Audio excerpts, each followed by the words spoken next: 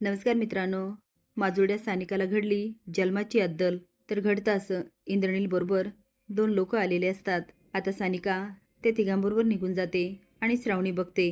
ती विचार करते, ही सानिका इंद्रनीलबरोबर गेली तरी कुठे? आणि हे 2 लोकं कोण आहे? इंद्रनीलच्या मनात नक्की काय चाललंय?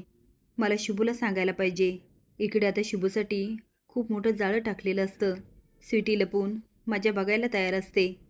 कारण तिने रुद्रबरोबर असा प्लॅन केलेला असतो.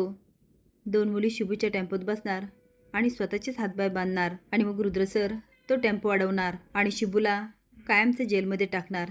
मग काय, शुभू आयुष्यभर जेलमध्ये सडणार. हे सगळं स्वीटी फोनवर अलकनंदाला सांगत असते. अलकनंदा हसून म्हणते, मस्त प्लॅन आहे.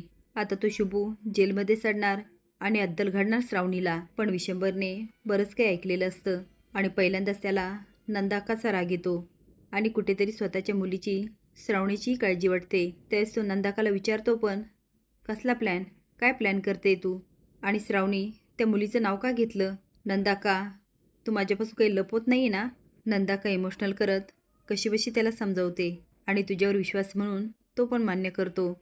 पण कुठेतरी विशंभरला श्रावणीची काळजी वाटत असते. तो आता रूममध्ये जातो आणि म्हणतो, मी एवढी वर्ष पार्टीची सेवा केली, घराकडं पण लक्ष दिलं नाही आणि आज माझ्यावर वेळ आली तर पार्टीच्या लोकांनी लगेच निर्णय घेतला. पार्टी सृष्टीने असं करायला नको होतं.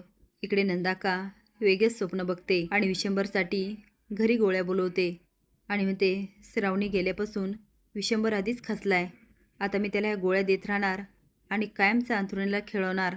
तसं पण याला मुलीची जरा जास्तच काळजी वाटायला लागली आहे. असंच चालत राहिलं तर हा एक दिवस त्या श्रावणीला माफ करेल आणि मग काय, माझाच पत्ता कट. मी एवढी वर्ष सातत्याने ह्या गोष्टीसाठी मेहनत घेते. मी माझ्या हातून एवढं सगळं नाही जाऊन देऊ शकत. हसत म्हणते, स्वीटीने पण भारी प्लॅन केलाय. इकडे मात्र रुद्रप्रताप माती खातो. शुभू त्याला दिसतो आणि तो आधीच अडून शुभूला लायकी दाखवत असतो. ह्या सगळ्याच्या नादात शुभूला उशीर होतो आणि त्या मुली वाट बघत असतात. तेवढ्याच श्रावणीचा फोन येतो आणि म्हणते, शुभू कुठेस तू? शुभू म्हणतो, काय झालं? तुझा असा आवाज? श्रावणी एवढी घाबरलेली असते आणि म्हणते, शुभू सानिका. शुभू म्हणतो, सानिकाचं काय? कुठे सानिका आणि काय झालं तिला? ती म्हणते, शुभू तू लगेच ये. शुभू म्हणतो, श्रावणी तू अजिबात काळजी करू नको, मी आलोच. आता शुभू घाईघाई टेम्पोत बसतो. आता स्वीटी बाहेर येते आणि म्हणते, रुद्र सर हा कुठे गेला? रुद्र म्हणतो, माहीत नाही, त्याला कोणाचा तरी फोन आला होता. स्वीटी म्हणते, शुभला सानिकाबद्दल काही इंद्रनीलच्या प्लॅनबद्दल कळालंय. तसं असेल नवं तर आपला प्लॅन धोक्यात येईल. रुद्र म्हणतो, एवढा सगळा प्लॅन केला पण सगळा फ्लॉप केला. मला तर वाटतं त्या श्रावणीचाच फोन असणार. ही श्रावणी ना नेहमी तोंडावर पाडते. स्वीटी म्हणते, शुभच्या तावडीत इंद्रनील सापडला ना त्याचं काही खरं नाही. आधीच विशंभर साहेबांनी मला ताकीद दिली आहे. त्यात इंद्रनील सापडला ना तर गेलं, सगळंच संपलं. ते आता अलकनंदाला फोन करते. अलकनंदा हसून म्हणते, काय गेला का शुभू जेलमध्ये? मस्त मस्त, आता ते श्रावणीचे हाल बघायला चांगलीच मजा येणार. स्वीटी म्हणते, अलकनंदा मॅडम असं काहीच झालं नाही. अहो शुभू इथं आला होता. रुद्र सर त्याच्याशी बोलत पण होते आणि सगळा प्लॅन पण सक्सेस होणार होता. पण तेवढ्यात त्याला कुणाचा तरी फोन आला आणि तो घाईघाई निघून गेला. अलकनंदा विचारते, कुणाचा फोन? ती म्हणते, माहिती नाही. अलकनंदा म्हणते, त्या श्रावणीचाच असणार. ती नेहमी मध्ये येते आणि काहीतरी पचका करते. स्वीटी, तिला सानिका आणि तुझ्या भावाबद्दल कळालं नाही ना?